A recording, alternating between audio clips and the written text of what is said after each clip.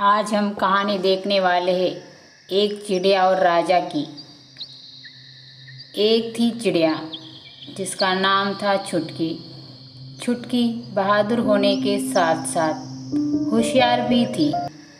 सारे दिन इधर उधर फुदकती रहती। कभी इस पेड़ का फल चखती तो कभी दूसरे पेड़ का फल चखती। दिन बड़े मज़े से कट रहे थे। एक दिन छुटकी राजा के राजमहल की छत पर बैठी। तभी उसकी नज़र छत पर रखे हुए बड़े आकर्षक कांच के एक गुलदस्ते पर पड़ी। कौतूहल से वह जाकर उस पर बैठ गई और लगी शरारत करने। कभी उसने अपना चेहरा देखती तो कभी उस पर चोंच मारती। अगले दिन अपने और भी सहेली चिड़ियों को वहाँ पर बुला लाई और फिर सबके सब उस कांच के गुलदस्ते पर धमाचौकड़ी मचाने लगे। कुछ देर बाद शोर सुनकर राजा के सैनिक वहाँ आए तो सारी चिड़िया डरकर भागने लगी और वह गुलदस्ता धड़ाम से नीचे गिरा और हो गया चकनाचूर। राजा के सैनिकों ने उन्हें पकड़ना चाहा किंतु उनके पास पंख नहीं थे, इसलिए उन बेचारों के पास चिड़ियों को उड़ते देखने के सिवा और कोई चारा नहीं था। यह सारी बात सैनिकों ने जाकर राजा को बताई, जिस पर राजा को बड़ा क्रोध आया और उसने अपने मंत्री को बुलाकर आगे की योजना समझाई। राजा ने अपने राज्य में यह संदेश भिजवा दिया कि अब से कोई भी व्यक्ति चिड़ियों के लिए दाना पानी की व्यवस्था नहीं करेगा, जहाँ तक कि छत पर भी अनाज नहीं रखेगा। यह सब छुटकी सुन रही थी। उसने यह सारी बातें जाकर बाग की चिड़ियों को भी बताई।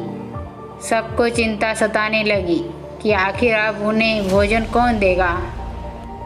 राजा के डर से सभी ने पक्षियों के लिए दाना पानी डालना बंद कर दिया था। चिड़ियों ने एक बैठक बुलाई जिसमें सबसे ज़्यादा उम्र की चिड़िया बोली कि चिंता करने की बात नहीं है, हम लोग जंगल में लगे पेड़ों के फलों पर निर्भर रह सकते हैं तथा अपनी भूख मिटा सकते हैं। जब यह बात राजा को पता चली तो उसने जंगल में मजदूर भेज दिए तथा पेड़ों पर से सारे फलों को तोड़ने का आदेश दे दिया।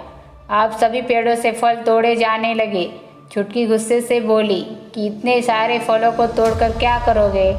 तो मजदूर ने कहा कि राजा का हुक्म है कि चाहे ये सारे फल फेंक दिए जाए किंतु कोई भी चिड़िया इन फलों को खा ना सके। अब राजा ने सोचा कि ना सभी पक्षियों को कैद कर लिया जाए। ऐसा सोचकर वह उन पक्षियों के पास बड़ा सा पिंजरा लेकर गया और बड़े भोलेपन से बोला कि मैं आप सबसे क्षमा मांगता हूँ, मैंने आपके साथ अच्छा व्यवहार नहीं किया। मैंने आप सभी के लिए यह बड़ा सा पिंजरा बनवाया है जिसमें आपके रहने और खाने पीने की सारी व्यवस्था होगी और आपको भोजन के लिए नहीं भटकना पड़ेगा। छुटकी चिड़िया को राजा की बातों पर विश्वास ना हुआ। वह बोली, राजन, हम तो आज़ाद पंछी हैं, पिंजरे में कैद नहीं रहना चाहते। इस पर राजा बोला कि इस पिंजरे का दरवाज़ा हमेशा खुला ही रहेगा, आप लोग चाहे आ जा सकते हो। अब छुटकी राजा की चालाकी को समझ चुकी थी कि यह हम सबको इस पिंजरे में कैद करके कहीं बाहर भिजवाना चाहता है। वह बोली, आप हमें थोड़ा समय दीजिए ताकि हम आपस में विचार विमर्श कर सके। राजा ने अनुमति दे दी। अब छुटकी ने सभी पक्षियों को राजा की चालाकी तथा धूर्तता के बारे में बता दिया। सभी ने योजना बनाई कि इस राजा को कैसे इसी के पिंजरे में कैद किया जाए।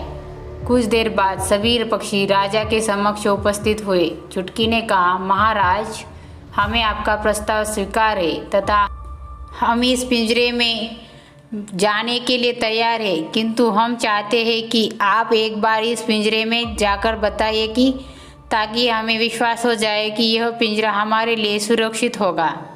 राजा को छुटकी की बात सुनकर बड़ा गुस्सा आया, किंतु उसने उस गुस्से को दबा लिया तथा बोला, हाँ, इसमें कौन सी बड़ी बात है, देखो मैं स्वयं इस पिंजरे में भी जाता हूँ। दरबारियों ने उन्हें रोकने का प्रयास किया, किंतु राजा ने उनकी एक ना सुनी। जैसे ही राजा ने पिंजरे में जाने के प्रवेश किया, हलचल होते ही खटक की आवाज़ आते के साथ पिंजरे का दरवाज़ा बंद हो गया। राजा चिल्लाए, अरे कोई बाहर निकालो, पर किसी के पास पिंजरे का ताला खोलने की चाबी तो थी ही नहीं, क्योंकि योजना तो यह थी कि जब पक्षी पिंजरे में बंद हो जाएंगे तो उन्हें पिंजरे में दूर फेंक दिया जाएगा। इसीलिए ताले की कोई चाबी भी नहीं बनवाई गई थी। अब राजा को बड़ा पछतावा हुआ और सभी चिड़ियों ने छुटकी की खूब प्रशंसा की। ऐसी कहानियाँ देखने के लिए इस चैनल को लाइक, शेयर एंड सब्सक्राइब कीजिए।